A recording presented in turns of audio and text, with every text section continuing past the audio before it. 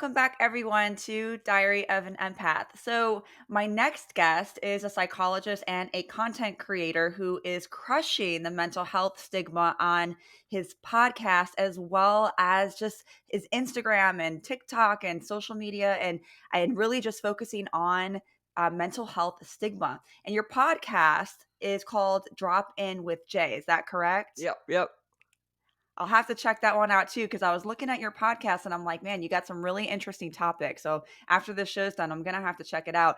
And I actually started following you because your content is really funny and very relatable. Because me as a therapist, I've been doing this for a while, and some of the stuff I'm listening and I'm watching, and I'm like, oh my God, that stuff is so true. And it's just so relatable and funny. So, Oh, thank you for doing what you're doing and thank you for coming on the show. I'm so excited to have this conversation with you. yeah, well, thank you so much for having me. I really appreciate being here.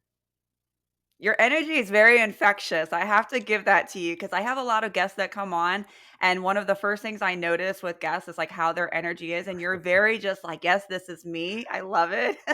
The gallon It's of very cold infectious. brew I just drank right I before that. I had same. I had my coffee. Right. It's So very where are you from? I'm really interested to hear about, I like to get to know my guests and their upbringing. I know you're really open about your struggles and challenges with mental health when you were younger. So tell me about your upbringing and where you're from and how you got into this niche. Yeah, definitely. So, I grew up in the Midwest, just outside Akron, Ohio. And what really got me into being interested in psychology is my brother was diagnosed at a young age with bipolar type 1. So you'd have full manic episodes, went in and out of jail and juvenile detention. And also, like, my dad was diagnosed with brain cancer. Also, this all was happening when I was growing up. And so, long story short, in that space, my dad ended up passing away of brain cancer when I was 19, and then 2 years after that, my brother died of a drug overdose. But Wow. always growing up, I wondered why me and my brother are so different. I grew up in the 90s where mental health was not a thing. Like, I don't know, I know people who are even older than me is like, oh gosh, yeah, mental health wasn't a thing in the 80s or 70s or 60s.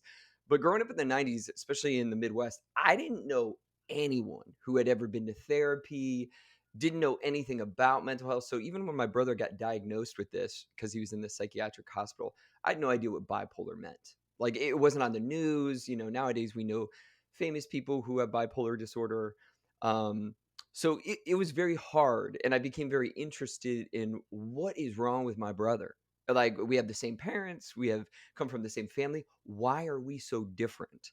So that's really what led me into becoming very interested in psychology and mental health.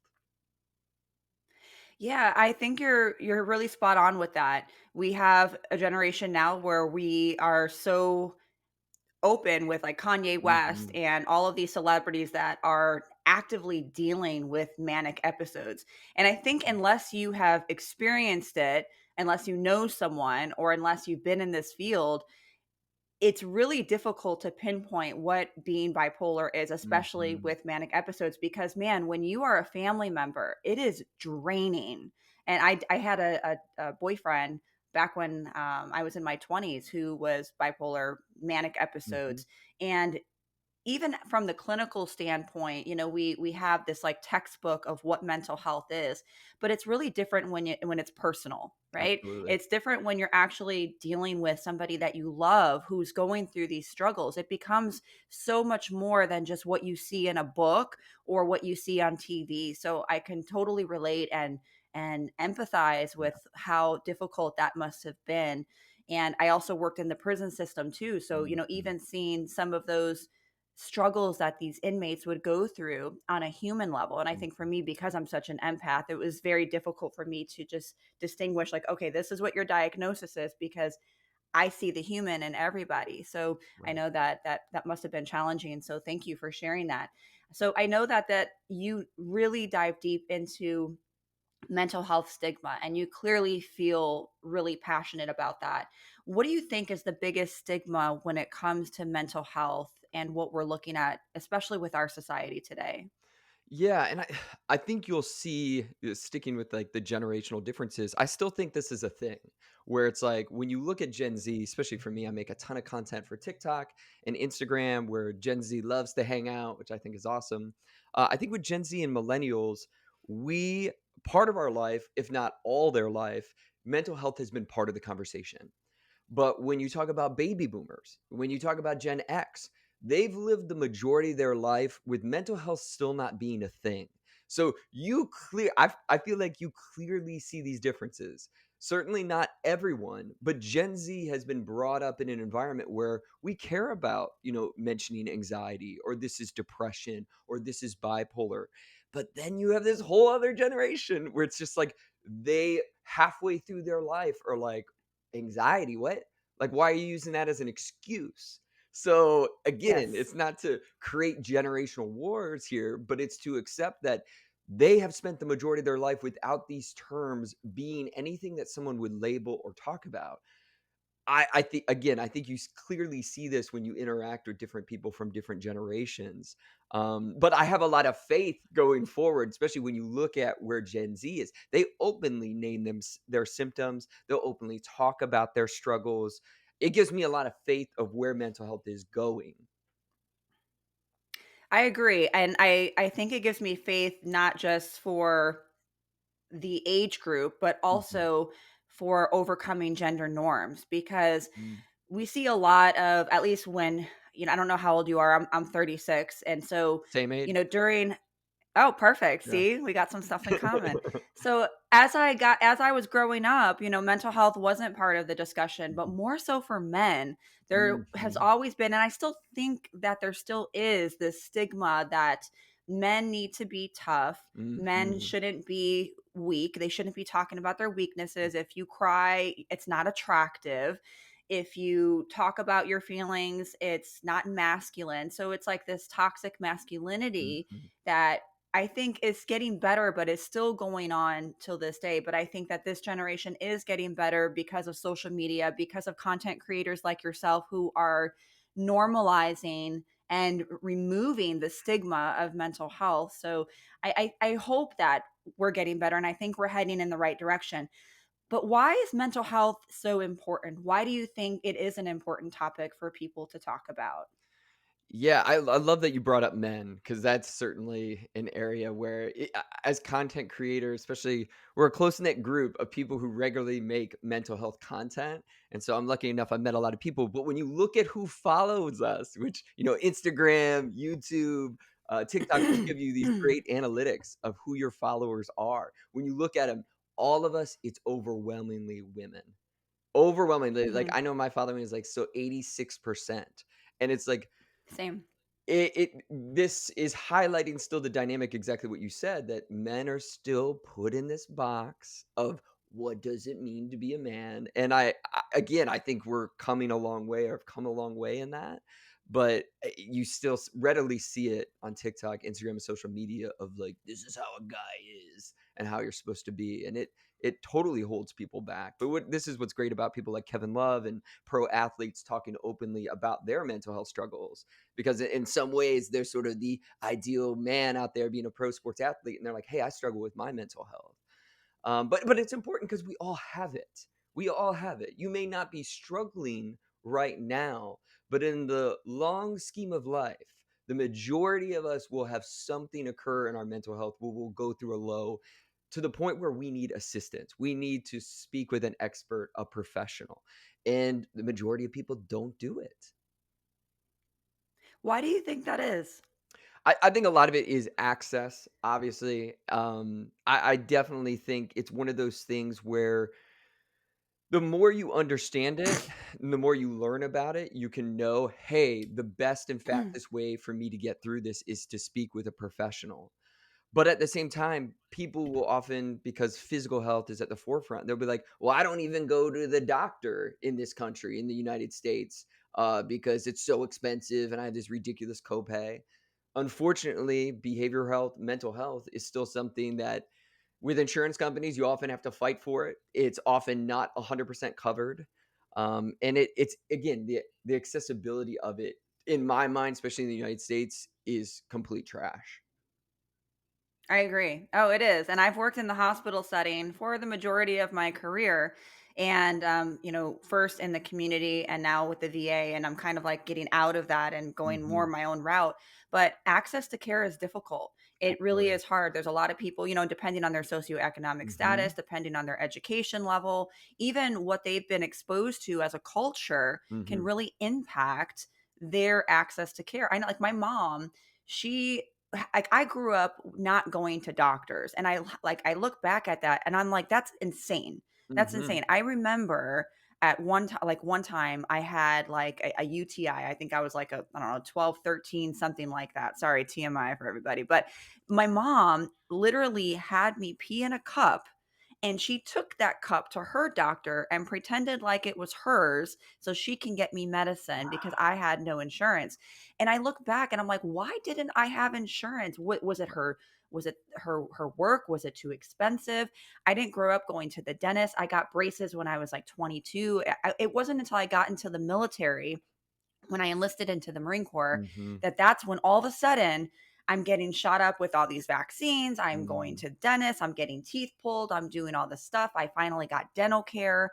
And as a mom, I look at my daughter who's 13 and I'm like, "Oh my god, no, she needs something. She's going to the doctor. Like if she needs to go to the dentist, I made sure that I provided that for her." But there is a lot of generational differences and I think for my mom that just wasn't something that was on the forefront. Sure. I mean, if you think about Maslow's hierarchy of needs, if your basic needs are not met, you're not going to be able to meet those other needs on the pyramid. So, if you're struggling to pay your bills or to just provide food into your home, then maybe dental care and going to that doctor for that annual checkup or to go see the mental health doctor, Mhm. or just get checked for your anxiety is not going to be on the top of your list. So I love that you brought that up. So do you feel like some people are predispositioned to certain mental health diagnoses, or do you think that it's really based on our environment, or both? Yeah, it's definitely both. I think the interesting thing is you don't know. You might have an idea of what you're biologically predisposed towards because you look at your family. You take that glance at your family tree and you see a little bit of what mom has, maybe what dad has, cousin, brother, Right. sister, whoever. So you can get ideas for sure. But like I use myself as an example. I my whole life was having sort of under the radar OCD symptoms, but it wasn't until my stress had mounted second year of my doctorate program. For those of you who don't know, when you're in the second year of your doctorate program, that's the first time you start working with clients. So, you have whatever education before that, maybe a bachelor's, maybe master's, but whatever. This is your second year and they like you start seeing clients and no one has a damn clue what they're doing. And you're quote unquote responsible for this person's mental health. I There's no other way I can explain it that you really are just like treading water. But for me, I stopped doing all my self-care. I was working way too much, working at the university. I was doing research and I'm trying to be this therapist. And for a lack of a better word, I had a mental breakdown where all these OCD symptoms that, again, were under the radar came to the forefront. I was having dozens of intrusive thoughts per day to the point where I didn't want to leave my house anymore. And I'm a doctorate student in psychology. It's like, how could this have happened? You know what I mean? Because it's like Hmm. there's this bias that gets put on us as mental health professionals that you just know it all. And it's like, we sure as hell Yeah, don't. we're perfect. I don't have mental health problems. You don't have mental health problems. None of us do. That's part of the criteria. Right, right. It couldn't be more less true, right? But for me, it's like I immediately went to therapy because I'm like, I don't know what's wrong with me. I think I'm going insane. I'm like, do I have schizophrenia? All these things. And I had a great therapist who really was like blunt with me. It's like, Justin, like, don't you think all this criteria matches OCD? And I was so dismissive. I'm like, I don't have OCD. I'm like 28 years old. I've lived my whole life. OCD should have been there. But then it's like as sessions went on, we start kind of reflecting a bit. It's like all those symptoms were there. I was having occasional intrusive thoughts, occasional compulsions. And it's just the right amount of stress on me where I had the savior complex. I'm trying to save all my clients, taking full responsibility for everything that's happening in their lives. And I just completely broke down. And then it was just a flood. But I use me as an example of underneath it all, you don't know. And COVID is a great example of that. When we took away so many of our regular coping, you're hanging out with your friends, you're going to brunch, you're going here and there before COVID. Then COVID came. And a lot of us went into isolation, which again might have been necessary, but is horrible for our mental health as a species. No one does well Yes. in isolation as a human being. But then a lot of people during COVID all of a sudden are like, "What? I think I'm feeling depressed." But it was Mhm. the right amount of stress, losing your coping strategies, and now all of a sudden you're on your own and you miss your family and you're not leaving your apartment anymore. So the environment, right, during COVID was a great example of you might have had mental health things, a predisposition, as it were, and now the environment hit you in a way that's like, here's that thing called mental health. Oh, that's spot on. We're meant to be in tribes. We're Yeah, as a human species, we are meant to be with our tribe. So 100%. I always, especially when I hear people say like, "I don't need no man." I don't. Well, okay, that's toxic. We need men. Men need us. We need each other. We That's right. are meant to be in groups. And Mhm, during COVID, my daughter, who is 13, and I speak openly about this, and she knows that she really struggled, and mhm, she was all of a sudden pulled from her tribe during mm, a time, well, she wasn't 13 at the time, she was 11, 12, going through puberty, mind you, mm, being torn from her social setting, and now having to be at school at home by herself because I worked in a hospital during the height of COVID. So I had to go to work. I could not telework. There was no options for me. So here I am leaving my 11-year-old at home to fend by herself, mm, to get organized, to figure things out. And she went from a straight A student to failing every yep, single class. I would come home, she would be falling asleep at the computer, and then she was more stressed out because she now has all this work piling up and piling up and piling up. As soon as I sent her back to school, because I had to make a decision to send her back, mhm, her grades picked up boom, and she is flourishing. Now she's 13, loving her friends, and she has her struggles here and there, but her mental health severely, it was a scary time for mm, us. It was the first time that I'm like, this is serious, and the thoughts that she was having and that she came to me with, I'm so blessed that she felt yeah, comfortable to come to me. But when I talked to the school, they said, this is not, she's not the only one. right, This is happening to a lot of our students. So my point behind this is that you're right. Certain situations and mhm, environments really can trigger maybe some of those underlying things that, or challenges that we have maybe otherwise have had great coping mechanisms, but mhm. now when we lose some of those coping mechanisms, it becomes more difficult. So I commend you for being so open about that, because a lot of people have this idea that therapists shouldn't get therapy or don't need therapy, when it's really quite the opposite. Dead opposite. How can you Yes. not? I am always amazed when people aren't actively getting therapy as a therapist. I feel like that's how I've learned the most is by being the client. Yes. Yeah. Yes. And how do you deal with stress? Because we hear a lot about stress management, and a lot of people were like, "Well, I don't know what to do Mm. because what I've been doing isn't working." What do you do for yourself, and what are some of the things that you recommend for your clients who are maybe having difficulties finding healthy coping mechanisms uh, to lessen their stress? Yeah, I'm a big believer on taking this like research scientist mindset of you have to experiment, right? Like you can have 1,000 people tell you meditation is it, and you might resist that and never give it a try.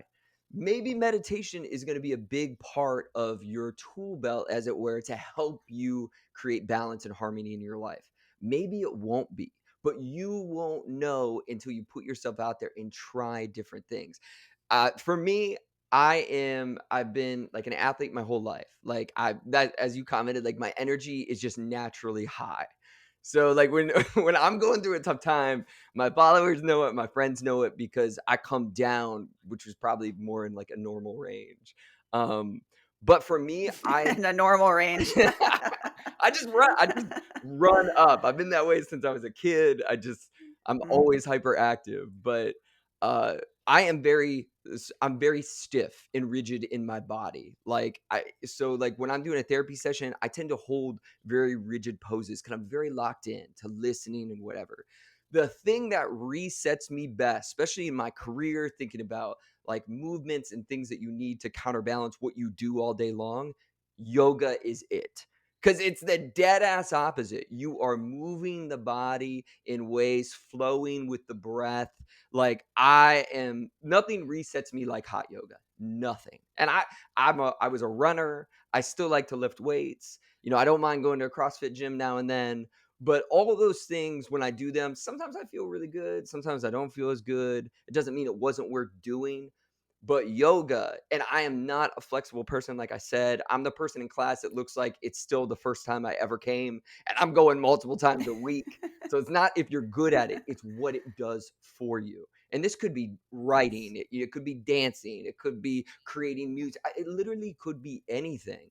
It's how you feel on the other during, of course, but on the other side of it as well. I've never left a yoga session and not felt like that was exactly what I needed.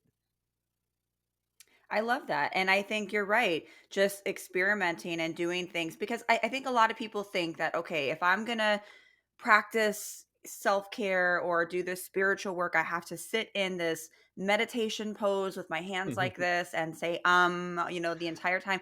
And that's not necessarily true. Now, I am a big advocate for meditation, Sure. both on a spiritual level and on a clinical level. We know the data shows what it does in terms of health benefits and, even with anxiety, etc. But painting can be Absolutely. meditation, dancing can be Mm, meditation, working out can be meditation. mhm, I dance. I'm a Tahitian dancer. I've been lifting weights for a very long time. mhm. So those are my meditations. And even though some people may be like, well, lifting weights doesn't sound like it's enjoyable, but for me it is. Getting those endorphins out, getting that stress Mhm, out, and that's something that I can listen to a podcast, I can listen mhm, to music, and that for me is self care. So when we talk about stress management, how important is it for self care? Because I feel like sometimes, especially for people who are people pleasers, who are mhm. empaths, who are very highly sensitive, we tend to give so much to everyone around us for the longest time for years. I was giving, giving, giving, giving, giving. As I got into, I'm a LCSW, a social worker. I have always been somebody who helps others, and now here I am. I do a podcast. I am a tarot reader, so people are always coming to me with their questions and their problems, which I love. You guys, I don't mind, keep doing it. But I had to learn how to hold really good boundaries, but most importantly, believe it or not, as much as I preach this, and I try to be very transparent with everybody. Self care has always been a huge struggle for me. And it wasn't until I made the hard decision to go from full time to part time with my day job because I needed to focus more on my own self care because Mhm. I found myself burning out, working not until like 10 o'clock at night, I wasn't done. And then maybe getting 6, 7 hours of sleep. And I was doing this for 2 years and I see the impact that it had on me. But I'm just curious what your take is on self care. How is it important? Why is it important? And, what are some tips that you have for your clients who maybe struggle with self care? Yeah, it's critically important. I mean, your story that you just shared is a perfect representation of it. And I think, different cultures do better with this than others.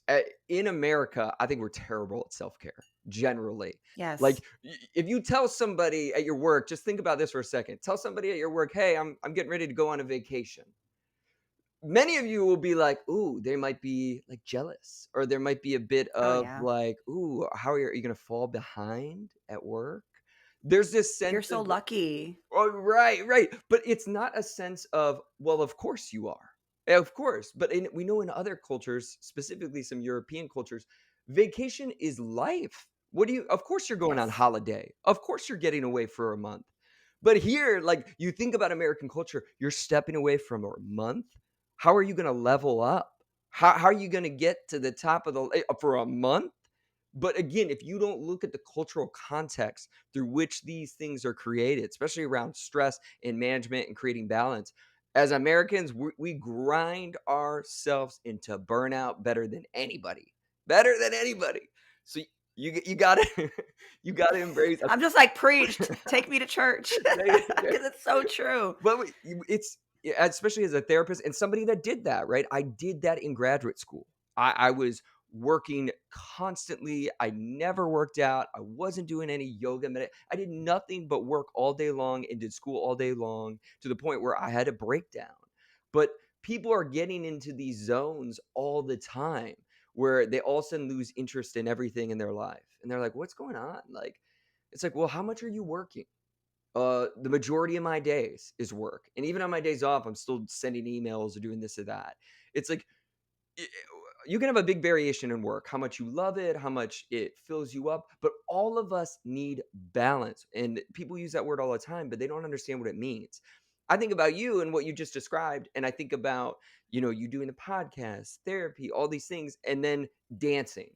You think how different when you're just in the moment with music, moving your body, but that is balance and counteracts all the other sort of stagnant mental things that you do. So I always want clients to get curious about for your work, for your job, because of course we need to make money in this life. We're not all trust fund babies that we just got donated an island from mom or dad.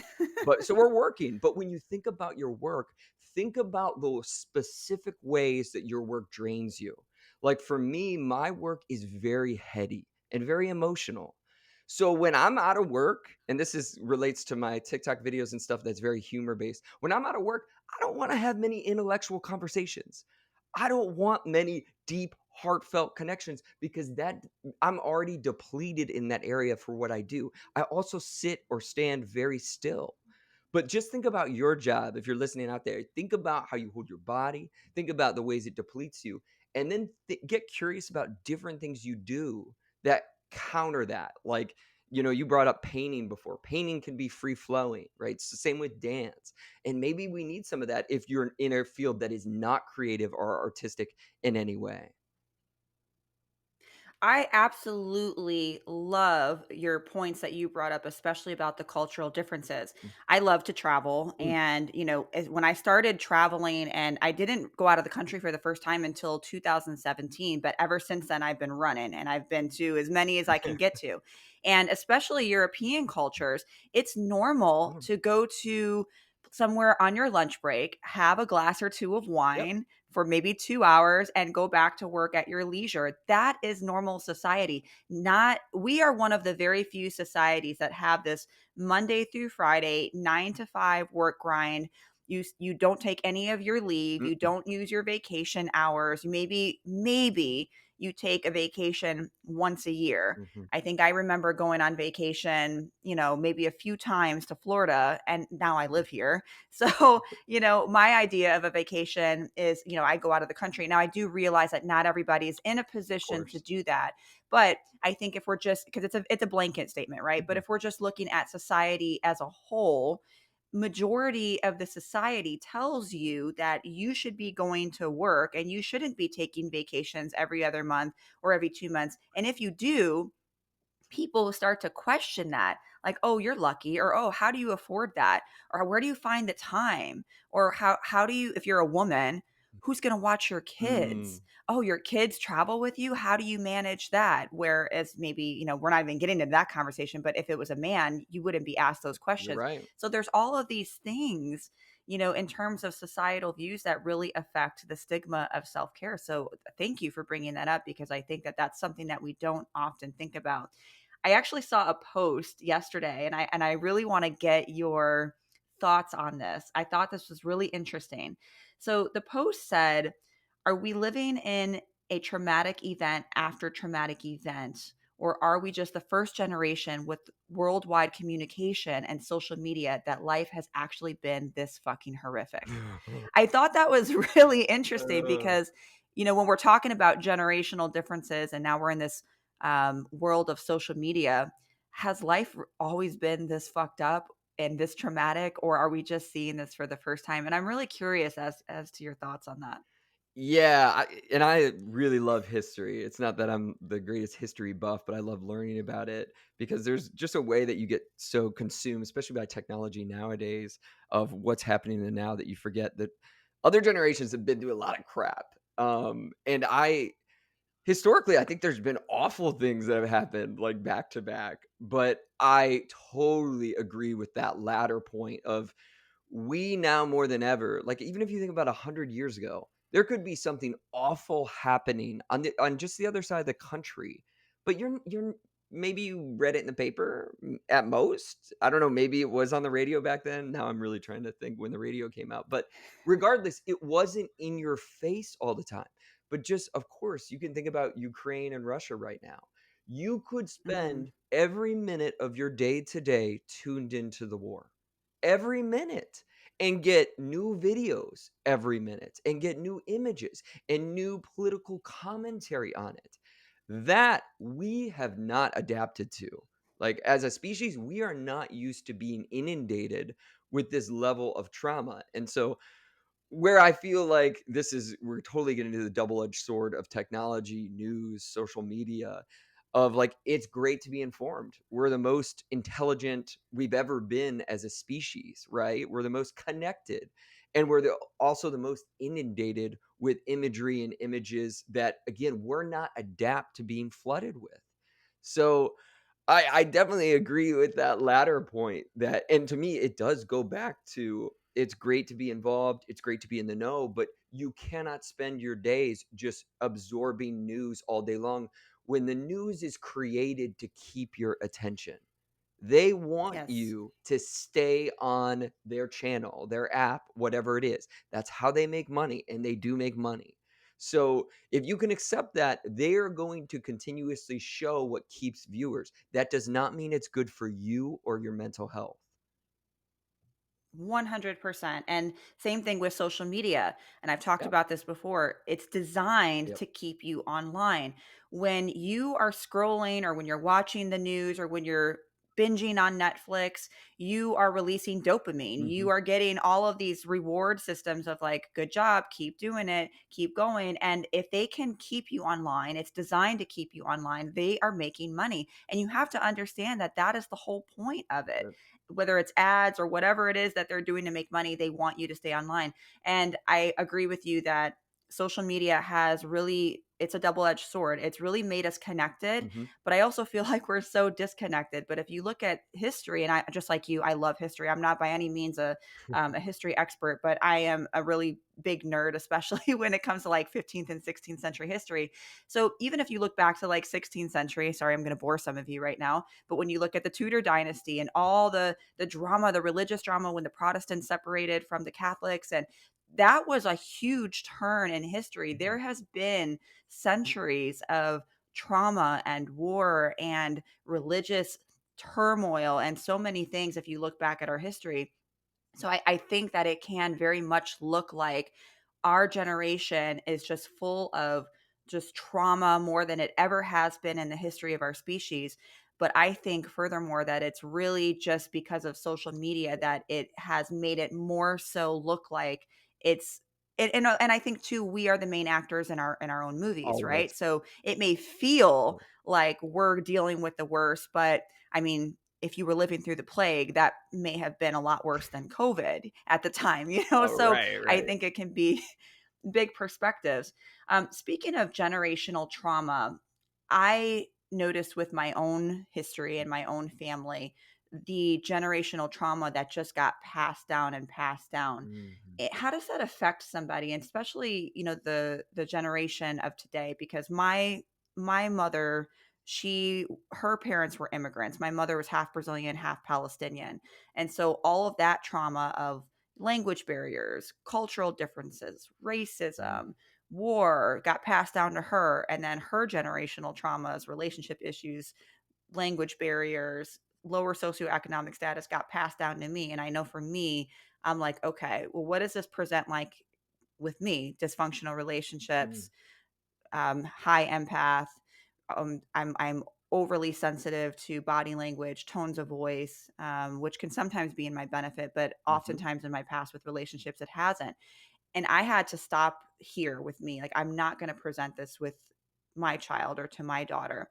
How do you think generational trauma impacts us as a generation, or maybe just even with some of your clients that you've seen? It has a massive impact to the point where we've noted that it changes DNA. So if it's getting down to that level, and you might be like, well, why would that happen? As a species, we are designed first and foremost to survive.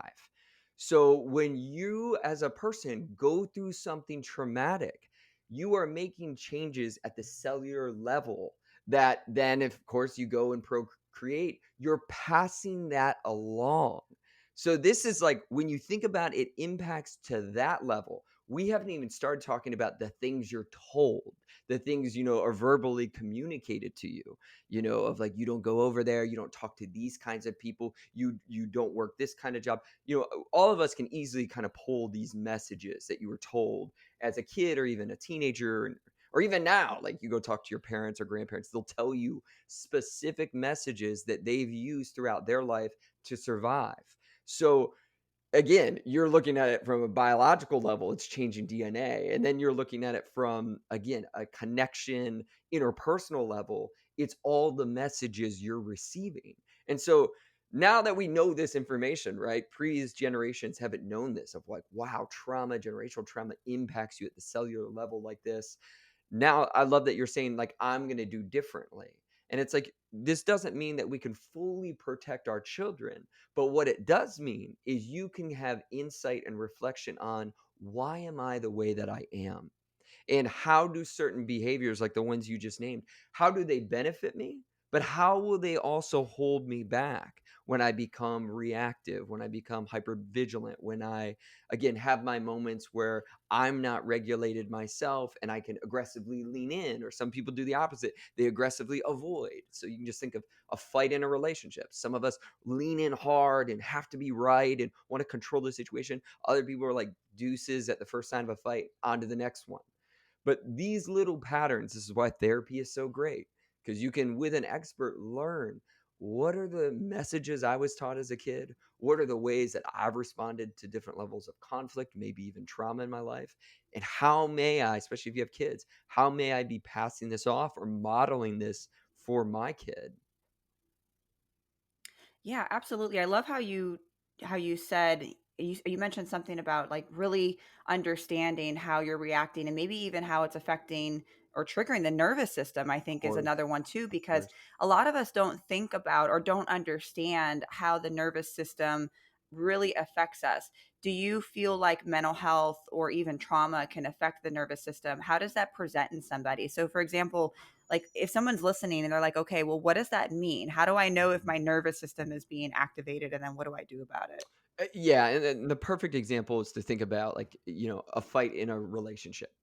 So, what could happen is somebody says something to you, and if you think about your own life, when a partner or boyfriend, girlfriend, whoever said something to you and you notice yourself becoming elevated. This is your nervous system, specifically your sympathetic nervous system, the fight, flight, freeze system turning on. And it's detecting that something is a threat. Is it necessarily a threat? Maybe, maybe not. Based on, again, your history, you might feel like, oh, this person just said something, and I interpret it as, again, they're getting ready to leave me.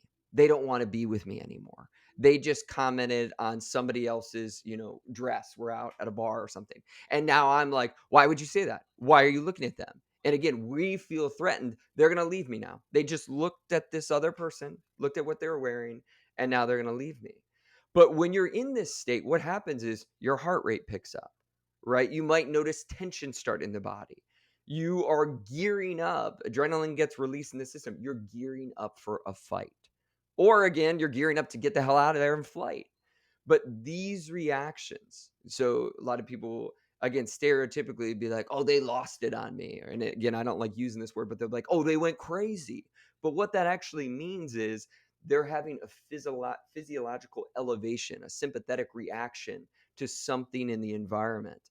And again, when we can start recognizing that, anytime you notice yourself getting elevated, it may not be the truth in what you're experiencing.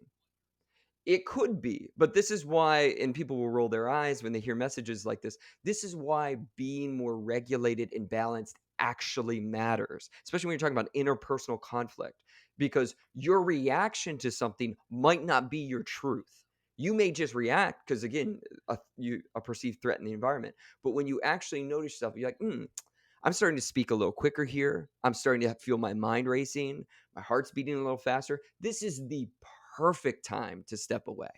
This is the perfect time to go to the bathroom, take a breath, reset, go for a little walk, because we all have this happen. Your immediate reaction to something, and when you come back and you're more balanced, your view of it and interpretation of it is completely different.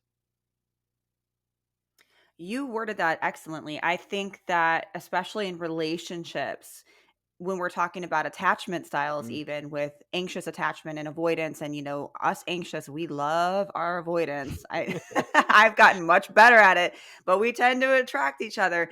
And I think, for me, even personally, I had to recognize when my nervous system was Mm, being mm, activated. And now, as a mature, more secure styled person, I have been able to regulate more. But when I was younger, let me tell you, ooh, the stories that I could say, the paragraphs I've written, the things that I've done that I am by any means not proud of being in relationships, and the reactions I've had to certain things in my 20s.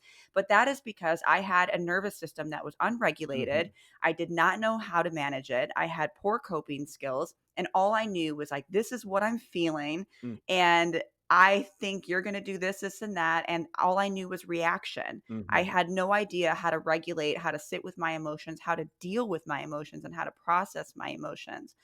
How important is that for relationships? And I know you touched on that a little bit, but when you're dealing with a relationship with people who have like maybe two different attachment styles, and maybe the other person won't let you leave, or maybe the other person is avoidant and they don't want to deal with it, is that a time when you say, "You know what? This is not compatibility," or are there ways that you maybe can regulate your own emotions and work with the other person? Because relationships are hard. Oh my god, this is so hard. This is so hard. I think it's the hardest thing that we do, because you're having two people who are constantly growing and changing, trying to do life together over the long term. It's difficult. I mean, there's a lot of judgment out there why, again, the majority of relationships don't work out and end up breaking up. But like when you really think about what you're trying to do, it's a difficult process. Not impossible, but a difficult one. But I think I just shared something in my story that was hilarious the other day, which is this guy saying, he's like, if you're, again, this is his words, but it was so funny. He's like, if you're a straight man out there, he's like, let me tell you what women actually want. What they find is so hot. Okay, get ready. This is what they love. Get your ass in therapy.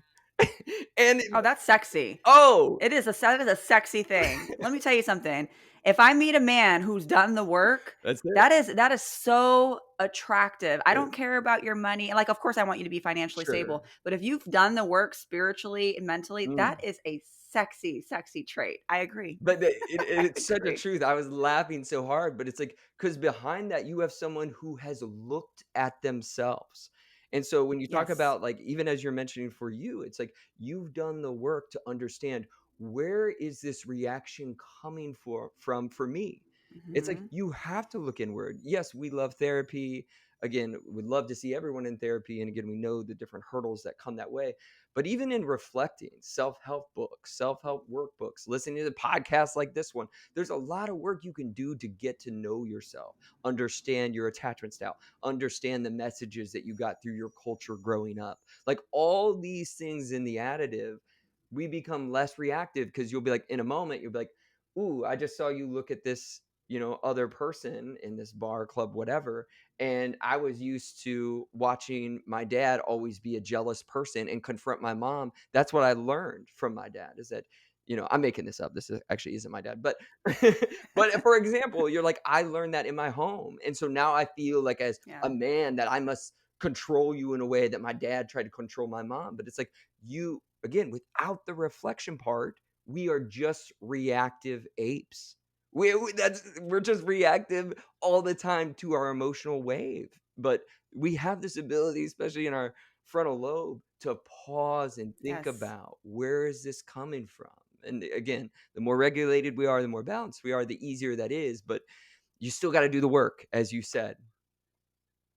Yeah, and the great thing about being human is the human brain is quite exceptional. So even if there's things that you've never learned, we have something called neuroplasticity. The Absolutely. brain is able to rewire itself Right. and relearn these things. And when you do something, you hear about, like, you do something for 30 days, it becomes habitual, it becomes a habit, right? So you have to put in the same kind of work to unlearn some of these habits that maybe you've had for your entire life, or maybe have witnessed and then have adapted as you have become an adult. So you're absolutely right. It and relationships are so difficult, but I think that when you have self-awareness and Mhm. self-insight, it changes the game. Because for me, even going through, I was married, I've been through, some really toxic situations. And the key thing that I've seen with everybody that I dated in the past, and even with myself, up until this point, is the lack of self-awareness or Mm. self-insight in terms of, okay, what lessons do I need to learn in order to not make the same mistake, not with just that person, but with myself. I had to take a turn with me. I can't control other people, Right. right? But if I leave a situation, like even with dating, and the person turns out to be a complete asshole, which happens, I have to ask myself, okay, what did I learn from that situation Right. so that I can do something different in the future? Right. And it's that self-awareness and that self-insight, which I think is a key difference. And I always tell people, you're still human. Like, if you meet somebody who turns out to be an asshole, sometimes people are really good liars. You have a lot of narcissists out there. You have a lot of people who, can be very selfish, or just are human and want to put their best foot forward and maybe are not being truthful from the Mhm. beginning. You have to know that that's going to happen, and that doesn't necessarily mean that there's something wrong with you. Mhm. But the key is, what is the lesson there for you to learn? Because there's always something to learn out of a situation, and that's what you take, and that's what you grow and you bring to your future relationships. If I didn't learn any of the shit that I learned from my past relationships, from my failed marriage, from the narcissist that I was with, the bipolar guy that I was with, Mm. I've been with some gems. Um, I wouldn't have turned into Mhm. the woman that I am today at 36 if I would have just been like, "Oh, it is what it is, Mhm. nothing for me to learn, just keep moving." I probably would have found myself in those same situations today, you know, in those same toxic cycles. But I had to take myself out of the situation and ask, what do I need to do differently? Or what do I need to do to grow? And I think that's the key thing, is self-insight. But you're right, self-insight is extremely attractive. But I don't mean offense by this, and maybe you'll agree, maybe you don't, and maybe some of you listening will shake your head, and I might get some controversy on this. But I feel like not a lot of men have a lot of self-awareness or insight, or are not willing to. I don't know. What do you think about that? And again, I think that goes back to in the like toxic masculine mindset of that the rigidity, the stiffness, the strength of everything, like you aren't dynamic, moldable, and changing, which again holds you back. It's like in face of Mhm. something, you're supposed to be strong, you're supposed to be stern, you're supposed to be confident. That is a lot of those things can be helpful in certain situations. But when you think about everything that you just named, again, one of the biggest, brightest red flags, you go on a date, and I've heard this before, is when someone, you ask them about their previous relationships and they go, "Oh, yeah, my ex was crazy." Or, "Yeah, my ex Oh was god, yeah. super toxic." I want you to know that is the brightest red flag that could ever flap in your face, because what they just said to you is, I did not reflect at all.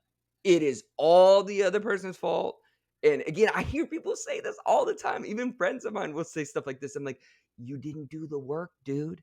You're not thinking about what about me? How did I stonewall? How did I contribute? How did I hold back? Again, you don't have to take full responsibility for what they did. What they did is what they did, but you have to think about how you contributed to this. And there is very few situations where someone didn't contribute at all. I don't want to say never, but very few. It's a two-person dynamic. And men often love to be like, "Oh, she was crazy. She was crazy. Mhm. She was nuts." And again, what all you said, dude, was I'm not willing to look at myself to see how I fell short in this and or how I contributed. Yeah, and I'm not by any means saying that there are not women out there who do the same. Sure. But like you said earlier, and like I've noticed as well, a lot of my population for growth and mental health is women. And it's not to say that men are not capable, that men are not wanting, Mhm. but I think that there's just a big social stigma. And even based on that generation before us that taught men or Mhm. boys at the time that Mhm. this is not something you do. I hope that with this next generation, with people our age who are now having children, I have a girl, but I'm still trying to teach her those things. That I do hope that this next generation of men gets a little bit more involved in mental health and self awareness and self insight. I think that it's not, and I hate to group men are the problem, women are the problem because there's a lot of problems on both Oh, ends. There's for a lot of sure. challenges. I hate saying the word problems. I'm going to use the word challenges. Challenges, There's yeah. challenges on both ends. Even with dating, I think that, we as women too, well, I'm independent. I don't need no man and blah blah blah. Well, okay, that's toxic in my opinion. We need Mhm. men, they need us. And there's a lot of these generational stigmas, and so I think that we're growing as a society. I hope that we are going to continue to be open and honest and have these conversations. um, for those that are listening who maybe say, that's great, get a therapist. I would love to. I can't afford it. Mm. It's not something I have access to. So, what would you say for those that maybe can't afford a therapist, don't have access to a therapist? What are some things that they can do to actively work on themselves or to actively decrease their stress, decrease their anxiety? Where's a good starting point? Because I like to give my clients active protocols that they can implement in their own time. And if they want more of a structured thing, there are so many mental health apps out there. This is the positive of the technology that we live in. And for less than a single therapy session, for a lot of these apps, you unlock all the content they have. And so, of course, I'm partnered with one called Dive Through, but there's Calm, there's Headspace. There's so many different great apps and workbooks. Workbooks are like 20 bucks. And these are can get specific. Maybe you struggle with anxiety, maybe you're working through trauma, maybe you struggle with depression. So again, that specificity, again, you might have to know, and maybe you don't know that. But when you do know that, again, for like $20 for a lot of things, you can have something written by a professional based on research that can guide you through. But if we're not talking about mental health apps, or we're talking about workbooks that are aplenty out there, the simple practice of taking daily pause and reflecting in an emotional way, this could be journaling, this could be meditation, this could be taking an evening walk. But in thinking and reflecting about your emotional life, you raise your emotional intelligence. Like I love journaling. Journaling is well documented to help with a number of mental health difficulties, but it also allows you to not be sort of robotically numb, just moving through your days. When, for me, especially when I start writing, it opens me up to noticing the things I'm going through in a new way. That it's easy for me at the end of the day just to turn on Netflix and binge watch something and be kind of mindless. Sometimes that's what we need. But does that really help us grow? No. Does it help you look at yourself, look at your life? Not really. Maybe if it's like an awesome documentary or something, but not typically, right? But journaling, this reflective exercise, which is a process, is an awesome way to start, again, raising your emotional IQ and understanding what you're experiencing on a daily basis. Raising your emotional IQ. I love that. It's very accurate. When I started doing my self work, just taking time to ground, taking Mhm. time to express my gratitude in the morning, to write my gratitude down. What am I grateful for? To even if it's 5 minutes of journaling, I noticed when I started listening to more podcasts, when I started focusing on my self growth, what I learned about myself and just the growth that I have had over the last even year has been absolutely amazing. When I get to do these types of podcasts with people like you, I'm learning. So I think technology is a great way. This is where the positive sides of technology come in, like you said, where you can listen to a podcast just like this you in a therapy session, you would probably spend $200-300 for Mhm. this hour. That's right. You're getting this entire hour for free, and you're listening to experts in their niche to give you solid advice to what they usually charge people. So that's the beauty of technology. Like for me, when I get to talk to people like you, that's why I love doing this podcast, because I can literally listen to you and learn for stuff that maybe I would pay in a college classroom. Maybe I Mhm. would pay two, three, four, $500 in a therapy session. And I've learned and grown so much by doing this.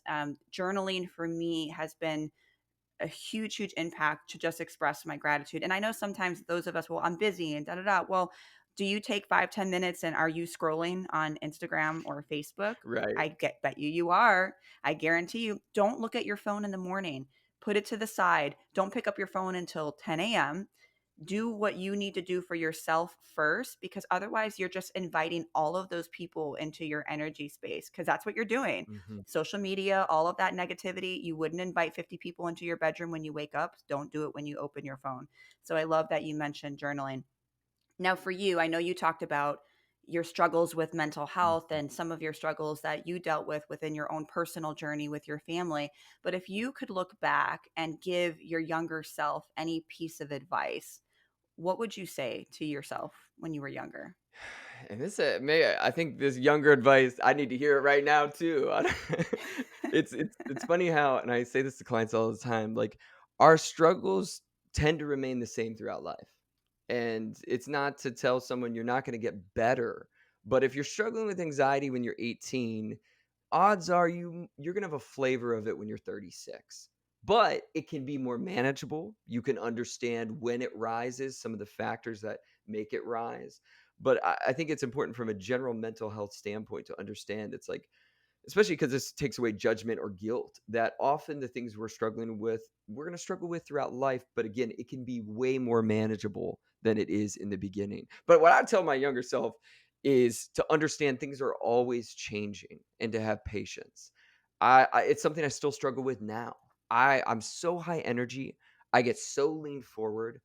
I'm interested in stress and burnout because I burn myself the hell out.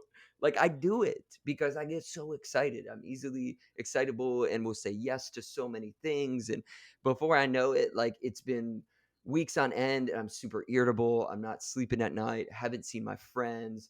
Why haven't I been going to yoga as much? It's like this is the cycle I get myself caught in. But unlike, my 20-year-old self, now at 36, it's like I'll have like a few new opportunities come my way, and I'm like, nope, I can't do it Monday night. I'm going to yoga. I would have never done that in my 20s. I'd be like, oh, yes, an interview for sure. Let me put that right here at 7 o'clock where I normally go to yoga. Now I'm like, no way.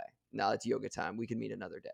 But that's when you learn for yourself. I know the consequences of me not doing that. I also, as you mentioned, I know the consequences of me immediate in the morning waking up and scrolling social media. It never helps me start my day. I never feel better about myself. I never feel focused. Versus, I go outside my porch. I live in South Florida. I got a million plants. I'm a plant guy. When I'm sitting outside of my porch, slowly sipping my coffee, just sitting out there, I feel grounded. I feel in the moment. I feel ready for my day. That's how I like to wake up. Same. But you need to discover that for yourself. And even when you go through lows or difficult times, it's to get curious about it and know everything's changing. There's something to be gained from this. There is a lesson to be learned. That's great advice, and I am very humbled and want to thank you for dropping all these gems on this episode today. I think this is definitely one of my top favorite episodes. Oh, wow. This was great. I think you're so insightful, and I think that there's going to be so many people, just including myself. I'm going to have to go back and re-listen to this once I drop the episode, but I think so many people are going to get so much out of this. Keep doing what you're doing. I love all the content, and just you're destigmatizing mental health, and it's something that's needed, but you do it in a way that's so relatable, and you're so good at what you do.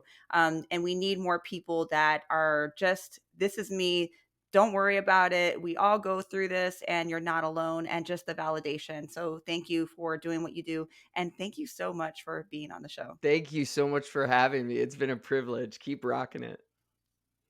Thank you, it's been a pleasure, and until the next time, see you on the next episode of Diary of an Empath.